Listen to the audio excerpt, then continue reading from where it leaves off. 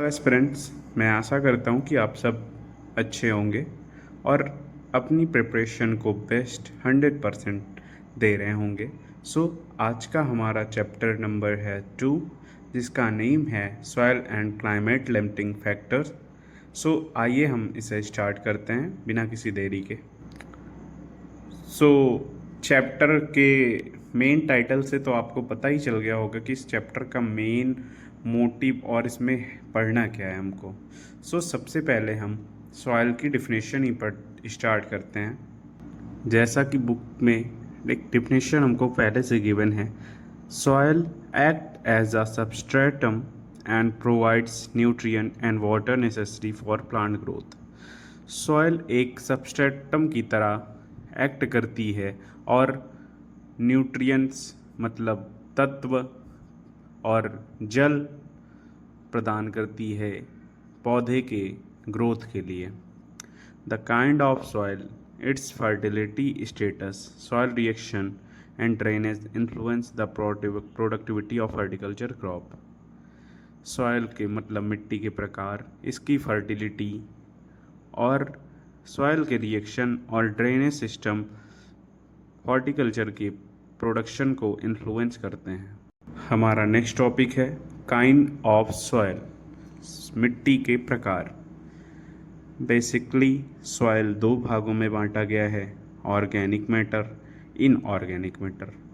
Organic matter जो होता है वह 10% लेस होता है ऑर्गेनिक मैटर से लेयर सरफेस में, और जो इनऑर्गेनिक मैटर होता है वह 3 प्रकार की मिट्टियों से मिलकर बना है, मतलब 3 भागों में बटा है, सैंड सॉइल, सिल्ट सॉइल और clay soil.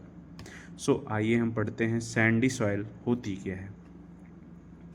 Sandy soil are the coarse textured and have large pore spaces. They have poor water holding capacity and low nutrient retaining ability। इसका अर्थ समझते हैं।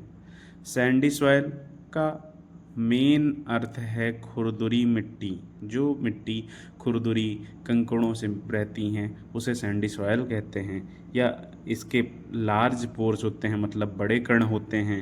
इसमें वाटर मतलब जल रोकने की क्षमता कम होती है और कम ही न्यूट्रिएंट्स लेने की क्षमता होती है। This type of soil is suitable for vegetable to obtain early crop. यह मिट्टियाँ सब्जियों को उगाने के लिए स्विचेबल होती हैं। आइए हम नेक्स्ट सॉइल के बारे में पढ़ते हैं, loamy soil. Loamy soil simple language में आप ये जानिए, यह मिक्सचर है तीनों मिट्टियों को बनकर जो मिट्टी बनती है उसे लोमी सॉइल या सिल्ट सॉइल कहते हैं। इनके 3 नाम हैं, सैंडी लोम, सिल्टी लोम, क्ले लोम। अब हमारी नेक्स्ट सॉइल पढ़ते हैं, क्ले सॉइल। सैंडी सॉइल के बाद जो हमने पढ़ा सिल्ट सॉइल। सिल्ट सॉइल की मेन खासियत ये है कि ये हाईली स्विचेबल होती है हॉर्टिकल्चर प्रोडक्शन के लिए। Clay soil are fine texture. Clay soil एक फाइन टेक्सचर में रहती है, मतलब एकदम भुरभुरी मिट्टी रहती है। Have a very small pores spaces, छोटे छोटे कणों से मिलकर बने मिट्टी होती है। Not switchable for horticulture crop production. यह मिट्टियाँ हॉर्टिकल्चर क्रॉप प्रोडक्शन के लिए स्विचेबल नहीं होती। अब हमारा नेक्स्ट टॉपिक है ऑर्गेनिक मैटर। ऑर्गेनिक मैटर होता क्या है? ऑर्गेनिक मैटर जो कि बुक में भी डिफिनेशन दी गई है, इसे मैं हम नॉर्मल से आपको समझाता हूँ। डिकम्पोजिशन ऑफ प्लांट मतलब पौधों के डिकम्पोजिशन, और एनिमल के डिकम्पोजिशन मतलब जब कोई वृक्ष टूट जाता है, गिर जाता है, या कोई जीव वहाँ पे ख़त्म हो जाता है, तो जो डिकम्पोज मटेरियल होता है एकम्प्लिश्ड होता है और एंजाइमेटिक डाइजेशन होता है माइक्रो ऑर्गेनिज्म के साथ, उसे हम ऑर्गेनिक मैटर कहते हैं। कुछ ड्यूरिंग जब डिकम्पोजिशन होता है तो कुछ सब्सटेंस वहाँ पे होते हैं, जैसे कि लिग्निन्स, वैक्सेस और फैट्स। मेन ऑर्गेनिक मैटर का अर्थ है कि जब कोई प्लांट या एनिमल डिकम्पोज या नष्ट होते हैं तो जो हमें डिकम्पोज मटेरियल प्राप्त होता है और एंजाइमेटिक डाइजेशन माइक्रो ऑर्गेनिज्म के द्वारा होता है उसे हम ऑर्गेनिक मैटर कहते हैं।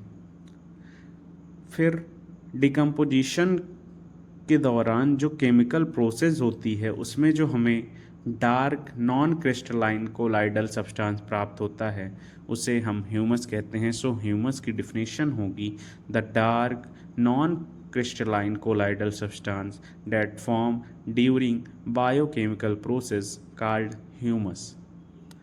अब हमारी नेक्स्ट टॉपिक है सॉयल फर्टिलिटी।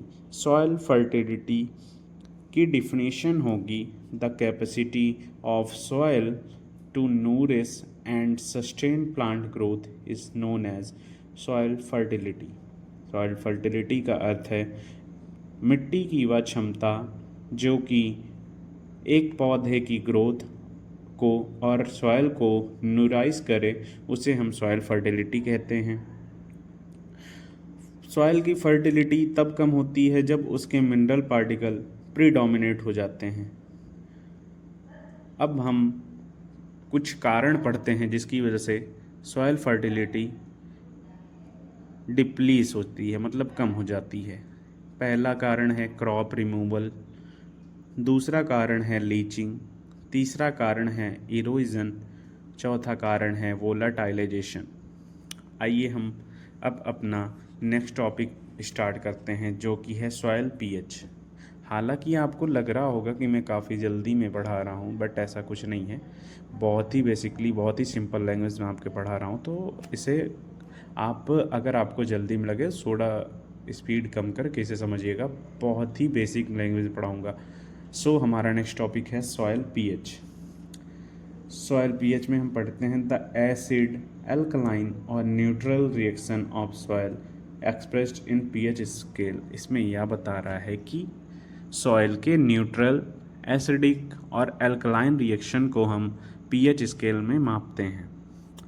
सबसे इम्पॉर्टेंट इसमें कोई इसकी डिफिनेशन नहीं पढ़नी हमको, सबसे इम्पॉर्टेंट इसमें पढ़ना है कि पीएच जब 7 के बराबर होगा तो वह न्यूट्रल होगा, पीएच जब 7 से छोटा होगा तो वह एसिडिक नेचर में होगा, पीएच जब 7 से ज़्यादा होगा तो वह एल्कलाइन नेचर में होगा। अब हमारा नेक्स्ट टॉपिक है सॉयल डेप्थ, मिट्टी की गहराई। यह मेन कारण होता है वृक्षों को एक ताकत प्रदान करने के लिए। ज़्यादातर इसमें बुक में लिखा है कि soil depth should be 2.0 metre for most of the fruit crop for formal normal growth and development. Shallow soils with hard and compact subsoil layer like कंकर, rock and heavy clay should be avoided for fruit crop। इसका अर्थ है कि soil depth कम से कम 2 metre की तो होनी चाहिए, तभी एक अच्छे फल के पौधों का ग्रोथ होगा। जो मिट्टियाँ कंकर जैसे हो गया, छोटे पत्थर हो गए, रॉक्स हो गई, हैवी क्ले मतलब बड़ी मिट्टियाँ हो गई, उन्हें हम अवॉइड करते हैं फ्रूट के ग्रोथ में यूज लेने के लिए। इन सॉइल को हम अवॉइड करते हैं। The root grow in the top layer of the soil is parallel to surface. अगर हम इन मिट्टियों को यूज़ कर लेते हैं तो यह जो जड़ें होती हैं पौधों की वो ठीक से अंदर तक नहीं जा पाती, जिसका कारण यह बन जाता है कि जब कभी तेज़ से हवाएं या तूफ़ान आता है तो हमारे वृक्ष अपने आप उखड़ जाते हैं। यह इसलिए होता है क्योंकि कहा नहीं जाता जब तक जड़ें मजबूत नहीं होती तब तक आप उखड़ सकते हो। सो अपनी जड़ों को मजबूत करो। सो कम से कम मेन इसका अर्थ है कि कम से कम 2 मीटर तो सॉइल डेप्थ होनी चाहिए एक बेटर प्लांट ग्रोथ के लिए। नेक्स्ट और इम्पॉर्टेंट पॉइंट है हमारा आज ड्रेनेज। ड्रेनेज डिपेंड करता है नेचर ऑफ सब सॉइल के, मतलब मिट्टी के सब सॉइल पर ड्रेनेज डिपेंड करता है। एक in a good sub soil trees stand better because deep root. एक अच्छी सब सॉइल में पेड़ अच्छे से खड़ा हो पाता है, उसका कारण यह होता है एक अच्छी मजबूत और गहरी जड़ के कारण। Second point, water table below 2.0 metre at all times of the year in important. वही ना जो हमने अभी सॉइल डेप्थ में पढ़ा था कि वाटर टेबल भी कम से कम 2.0 मीटर की साल भर के लिए हमेशा के लिए होनी चाहिए, तभी हमें सब सॉइल अच्छी और वृक्ष हमें मजबूत और ताकतवर प्रदान होंगे।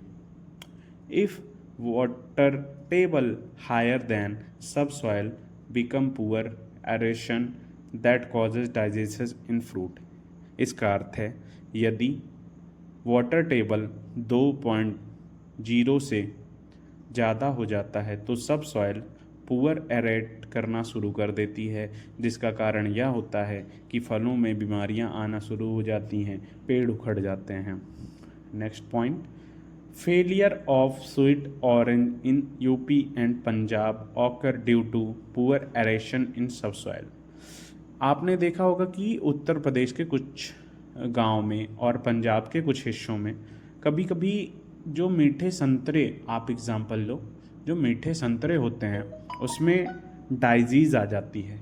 क्यों आती है? इसका मेन कारण है कि वाटर टेबल 2.0 से ज़्यादा हो जाता है, जिसके कारण सब सॉइल पुअर एरेट करना शुरू हो जाती है। तो drainage is important role in plant growth. अब हमारा नेक्स्ट और लास्ट टॉपिक आता है क्लाइमेट। क्लाइमेट या एक इम्पॉर्टेंट फैक्टर है for better horticultural crop production. Horticultural crop production के लिए यह एक बहुत ही महत्वपूर्ण फैक्टर है।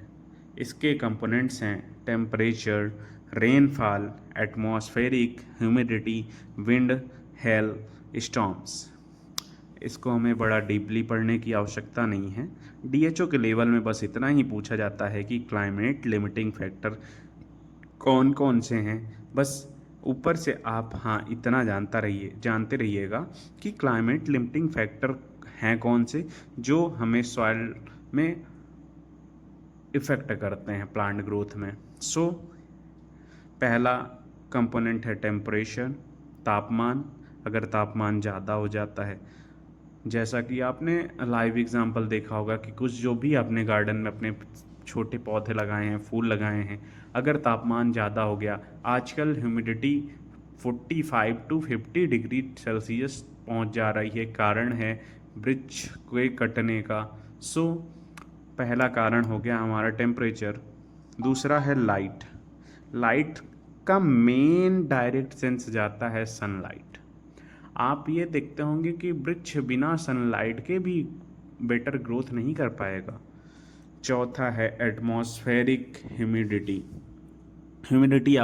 मैंने आपको बताया कि मौसम जब ठंडा रहेगा, पेड़ के हिसाब से फेवरेबल कंडीशन में रहेगा तो प्लांट बेहतर ग्रोथ करेगा। यदि टेम्परेचर बहुत ज़्यादा हो गया तो पेड़ मुरझा भी सकते हैं। रेनफॉल, अगर बारिश ही नहीं होगी तो प्लांट ग्रोथ होगी कैसे। हवा भी बहुत इंपॉर्टेंट है, फिजिकल डैमेज कर देती है कभी कभी। आप हाँ जैसे अभी मैंने आपको बताया कि अगर जड़ें मजबूत नहीं होंगी, तेज़ तूफान आया, हवा चल गई तो पेड़ उखड़ सकते हैं। या एक रीज़न हो गया air pollutants, Frost, hello storm, तूफान आ गया, भूस्खलन हो गया, एल्टीट्यूड के कारण भी हो सकता है।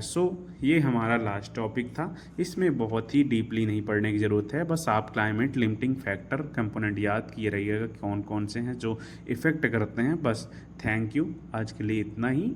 हमारा सेकंड चैप्टर कंप्लीट होता है।